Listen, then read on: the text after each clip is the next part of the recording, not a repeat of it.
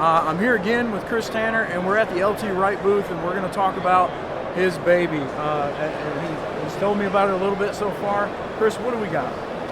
This is my bushcraft knife. This is the JX2 Jessmuk. This is the design that I did after the one we just looked at, the Jessica X. I tried to design, I noticed most of the bushcraft knives out there, they're all very similar. I wanted to come up with something that hasn't been done before.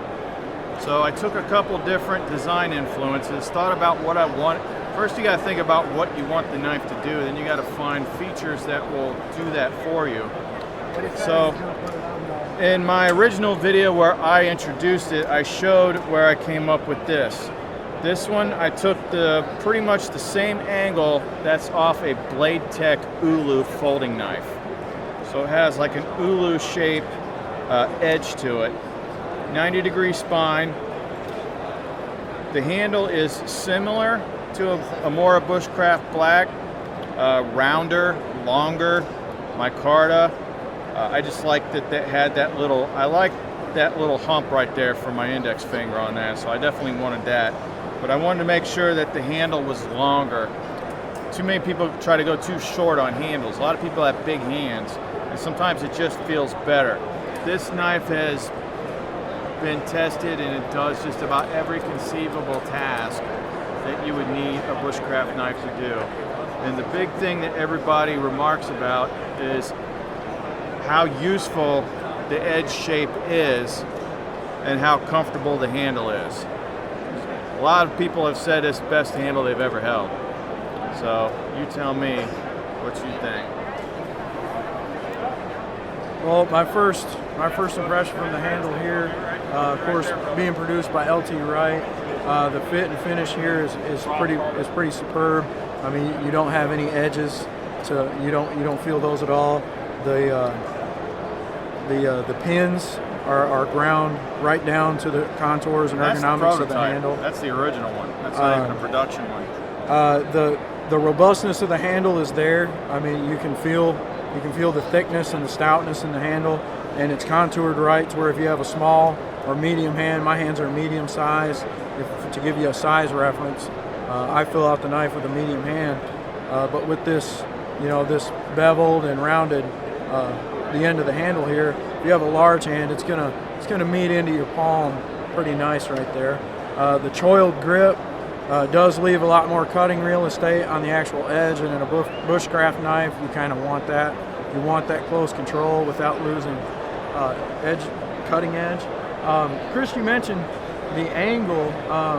Are we talking about the grind angle that you're talking about influence from another knife, or just the belly? The belly. The radius there? There's a couple knives out there that look remotely similar, but the belly's all in like a usual place. There's nothing out there that's got like this center belly like this one. And if you look up the Blade Tech Ulu, it's like ultimate locking utility. It's like a folding Ulu knife. It's like it locks open and then it'll actually slide into the handle, so it'll be more like a traditional Ulu knife. That's what I wanted. Because I was using that in the woods. I'm like, this angle, this sweep of this blade just works.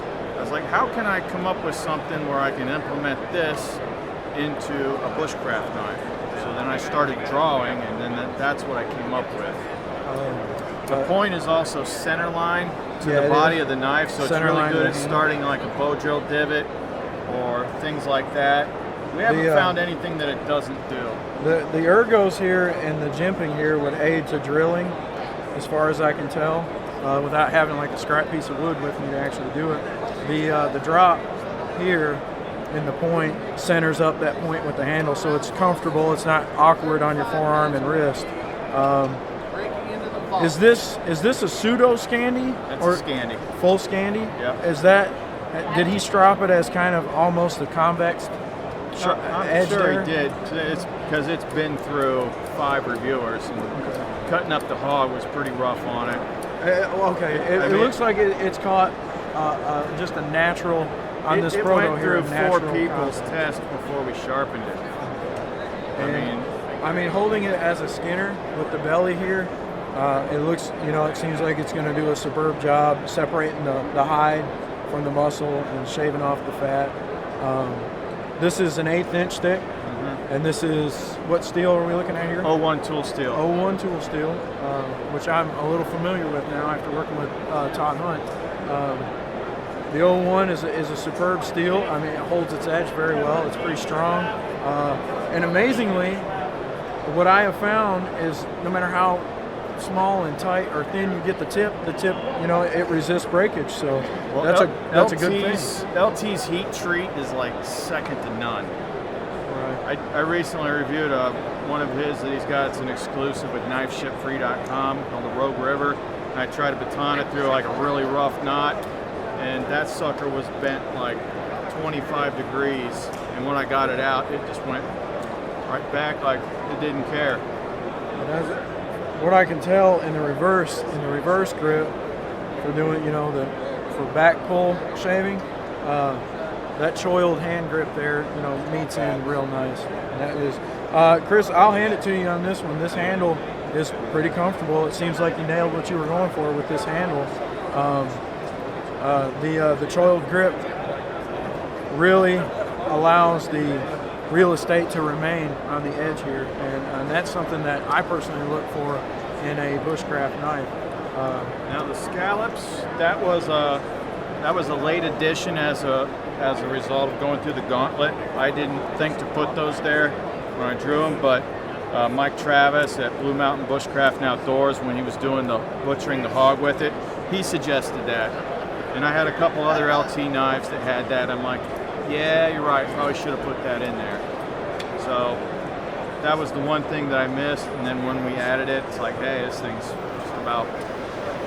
if you look on YouTube and you just type in JX2 Jessmuk, which it's like Nesmuk, but with a J, and anybody that's ever seen my channel knows there's a big story with the whole Jessica thing, and we won't go into that here. But that's where the name came from. You'll find the 4 or 5 videos that are out there on this, and between the 5 of us, we've done just about every task imaginable with this knife. So this is going to be my best knife out of all the ones that I've drawn. Bringing up the name, brings up the Nesmuk. What was your Nesmuk had some influence. What was your influence on keeping more of a straighter spine versus bringing that belly forward like a traditional Nesmuk? Well, because I wasn't designing a Nesmuk for one. The 3-knot. Okay, this is basically an amalgamation of 4 knives that had different things that I liked about them. The handle is very similar to a bushcraft black. I wanted it to have the angle of a Canadian belt knife with a little bit of a Nesmuk shape, but I didn't want the round hump. I wanted flat edges, straight point, I wanted center line, and then I wanted the belly to not be like other knives that have bellies, but like the Ulu. So a symmetrical sweep with a center line belly. So that's where it differs from other knives. So I like to look at things that I like and find ways I can implement them into it. I was trying to basically design my perfect knife. Because there's so many knives, it's like, I love this knife, but it doesn't do this. I love this knife, but it doesn't have that. So I tried to find something that I was going to be happy with that did everything. With bushcraft blades, there's so many different ways to hold the knife while you're accomplishing certain tasks. One thing I notice about a good belly blade like this is it's probably going to lend a decent hand. I don't know if anybody's done it yet. It's going to lend a decent hand when you're coal burning and carving out anything from a bowl to a spoon. That's probably going to aid in that from my standpoint and looking at it, getting the first impression. Well, we've got to see the Jessmuk prototype. Be looking for that in late August, given Chris's popularity. I'm sure it's a highly anticipated knife as is, so I'm sure a lot of people are going to be excited when it hits stores. We look forward to seeing it. I would love to get my hands on one and give it my own take and own review on it. Chris, thanks again. No problem. I enjoyed the interview about this knife, and I anticipate it as well.